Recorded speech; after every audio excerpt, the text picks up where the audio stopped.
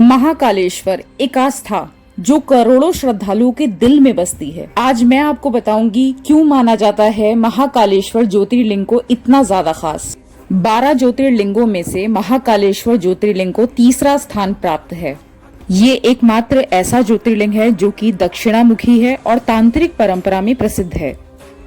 जय श्री महाकाल दोस्तों, मैं हूं प्रतिमा पांडे और आप हैं मेरे साथ मध्य प्रदेश की पावन नगरी उज्जैन में, जिसे अवंतिका नगरी भी कहते हैं और महाकाल की नगरी भी कहते हैं। तो चलिए दर्शन करते हैं। दर्शन करने से पहले मैं आपको जो रूम टूर है वो आपको करवा देती हूँ। एक्चुअली हम लोगों ने जो स्टे किया है वो धर्मशाला में किया है। तो ये है रूम। ये हमें ऑलमोस्ट 400 का पड़ा है। स्पेशियस है एंड बैल्कनी में आपको दिखाई, बैल्कनी भी है।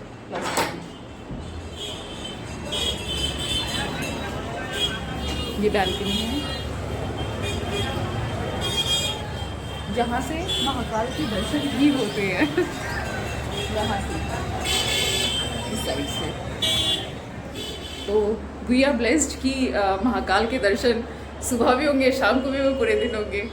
तो चलते हैं, आपको दर्शन कराते हैं और मैं आपको जो धर्मशाला का आउटर एरिया है वो भी मैं आपको दिखा दूंगी, जिससे आप जज कर पाएंगे कि आप यहाँ पर स्टे कर सकते हैं नहीं। वैसे स्टे काफ़ी अच्छा रहेगा क्योंकि अभी तक तो मुझे काफ़ी क्लीन ही दिखा है और धर्मशाला तो जिस तरह से होती हैं उस तरह से होती हैं। तो चलिए दर्शन करते हैं महाकाल के। शीघ्र दर्शन के लिए आप 250 रुपए देकर VIP एंट्री कर सकते हैं, जिसका प्रचार पूरी नगरी में किया जाता है। शीघ्र दर्शन की टिकट आप धर्मशाला से भी कटवा सकते हैं। ये धर्मशाला गवर्नमेंट के अंतर्गत आती है, आप यहाँ भी ठहर सकते हैं। बाकी मंदिर के आसपास काफी सारी धर्मशालाएं हैं। कोविड-19 की महामारी के बावजूद श्रद्धालुओं ने श्रद्धा को सर्वश्रेष्ठ माना और शिवरात्रि के 9 दिन पूर्व से लेकर शिवरात्रि तक चलने वाले 9 दिन के पर्व पर रोजाना भारी भीड़ उमड़ती है और उस भीड़ को नियंत्रण करने के लिए खासा इंतजाम किए गए हैं। साथ ही महाकाल की नगरी को रंगारंग लाइट से सुसज्जित किया गया है और रोजाना महाकाल का अलग अलग श्रृंगार किया जाता है। कभी उन्हें हल्दी लेप किया जाता है तो कभी महेश्वर अवतार में श्रृंगार किया जाता है। जैसे विवाह के दौरान दूल्हे को सजाया जाता है, उसी तरह हमारे महाकाल का भी श्रृंगार किया जाता है। जैसे ही मैंने मंदिर में कदम रखा, मंदिर के प्रांगण से लेकर मंदिर के सभा मंडप तक काफी अच्छे इंतजाम किए गए थे। हर साल फागुन माह की कृष्ण पक्ष की त्रयोदशी तिथि पर महाशिवरात्रि का पर्व उज्जैन नगरी में बड़े उत्सव का आयोजन किया जाता है और मंदिर को सुसज्जित किया जाता है। लिंग रूप में विराजमान भगवान शिव के महाकालेश्वर शिवलिंग को स्वयंभू शिवलिंग कहा गया है, क्योंकि शिव रूपी शिवलिंग भूमि से स्वयं अवतरित हुए थे, जिनके दर्शन मात्र से ही पापों का नाश और अकाल मृत्यु का भय नहीं होता। शास्त्रों के अनुसार आकाश में तारक शिवलिंग, पाताल में हाटकेश्वर शिवलिंग और मृत्यु लोक यानी पृथ्वी पर महाकालेश्वर शिवलिंग हैं, जिनके आगे हम सभी नतमस्तक हैं। मान्यता है कि शिवरात्रि को महादेव और माता पार्वती के विवाह के रूप में मनाया जाता है। शिव पुराण के अनुसार श्री महाकाल की परम शक्ति श्री महाकाली सृष्टि संहार में महाकाल की सहायक होती हैं। इसलिए कहा जाता है, काल भी उसका क्या बिगाड़े जो भक्त हो महाकाल का। मान्यता ये है कि ब्राह्मण की तपस्या से खुश होकर भगवान शिव धरती फाड़ कर महाकाल के रूप में प्रकट हुए और हुंकार भर से राक्षसों का वध कर अवंतिका नगरी की रक्षा की। कहा जाता है कि जो भी सच्चे मन से श्री महाकालेश्वर की उपासना करता है, उसकी सभी मनोकामनाएं पूर्ण हो जाती हैं। जब भी आप यहाँ पर आते हैं तो यहाँ की आरती में जरूर शामिल हो। तो चलिए दर्शन करते हैं महाकाल के।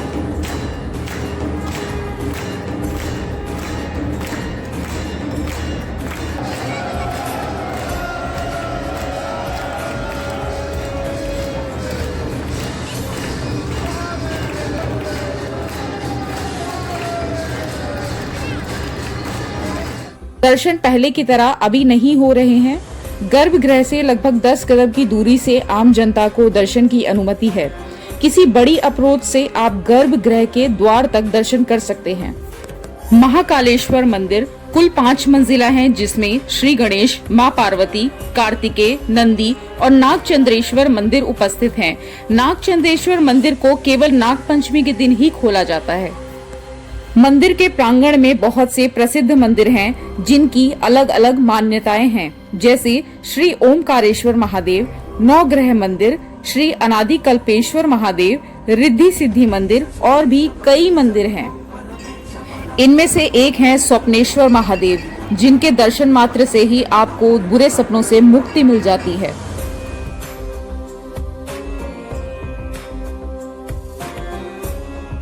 ये जो मेरे आप पीछे देख रहे हैं ना, ये सारी शिवरात्रि की तैयारी हो रही है।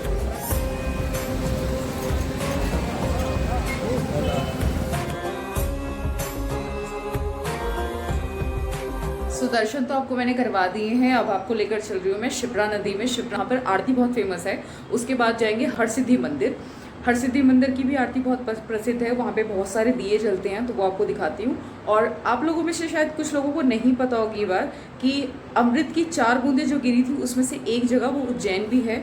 जैसे अमृत का जो कलश लेकर इंद्र के बेटे जब लेकर भाग रहे थे, तो उसमें 4 बूंदें गिरी थी, जिसमें से एक उज्जैन नगरी में गिरी थी, जिस शिप्रा नदी है, और एक नासिक में गिरी थी, और एक गिरी थी हरिद्वार में बूंद, और एक प्रयागराज में। तो चारों जगह पर कुंभ भी लगता है। तो चलते हैं, आपको आरती दिखा दे वहाँ।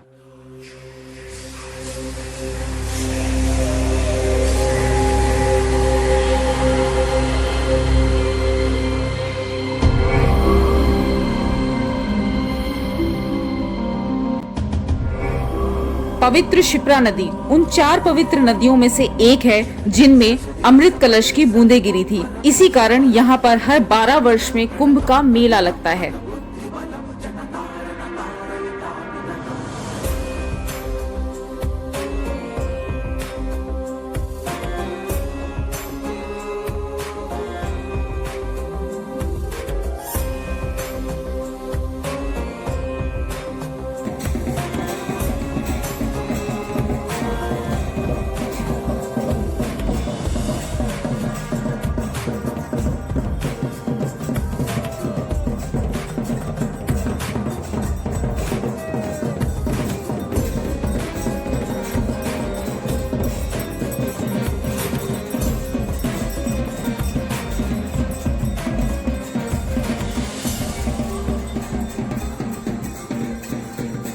शिप्रा नदी पर रोजाना संध्या आरती भी की जाती है, जिसका सौभाग्य मुझे भी प्राप्त हुआ।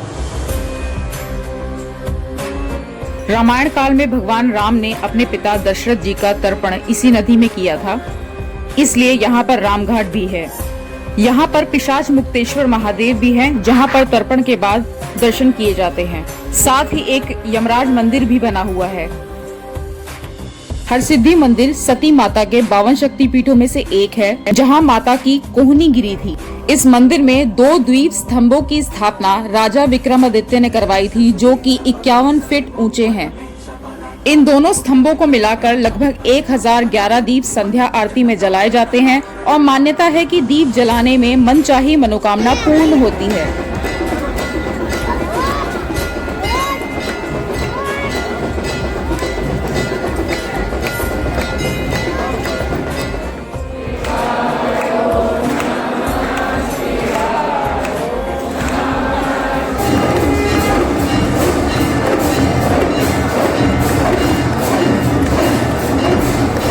जय श्री महाकाल। दोस्तों, कैसे लगे दर्शन आपको?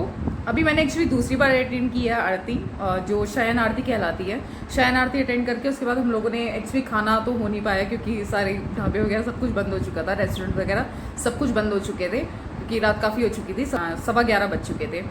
सो अभी मैं आपको बता दूँ, कल हम जा रहे हैं ओमकारेश्वर एंड ममलेश्वर। उसके बाद हम अगर कोई मंदिर हम जा पाए तो ज़रूर आपको दर्शन कराऊंगी वहाँ के। अच्छा, एक चीज़ आपको बतानी थी, अगर आप भस्म आरती के इच्छुक हैं तो आपको थोड़ी सी निराशा फेस करनी पड़ेगी, बिकॉज अभी भस्म आरती आम लोगों के लिए ओपन नहीं की गई है। सिर्फ और सिर्फ वहाँ के पंडित जी उस भस्म आरती को, गर्भगृह में सिर्फ वही लोग होते हैं, मंदिर में प्रॉपर वही लोग होते हैं भस्म आरती के टाइम पे। तो भस्म आरती कब स्टार्ट होती है तो वो तो गवर्नमेंट ही जाने।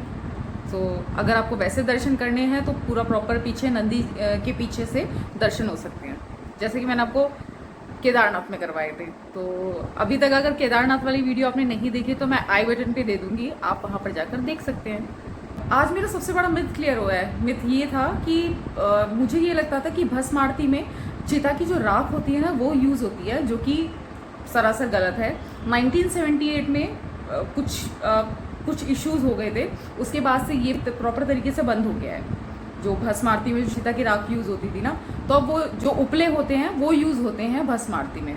तो आज मेरा सबसे बड़ा मिथ क्लियर हुआ है। तो अभी सोते हैं और कल के लिए फिट हो जाते हैं अभी, क्योंकि आज बहुत ज़्यादा थक चुके हैं, पूरा पैदल पैदल बहुत घूमे हो, और वो भी नंगे पैर 2 बार दर्शन किया आज मैंने महाकालेश्वर के। So good night, bye bye.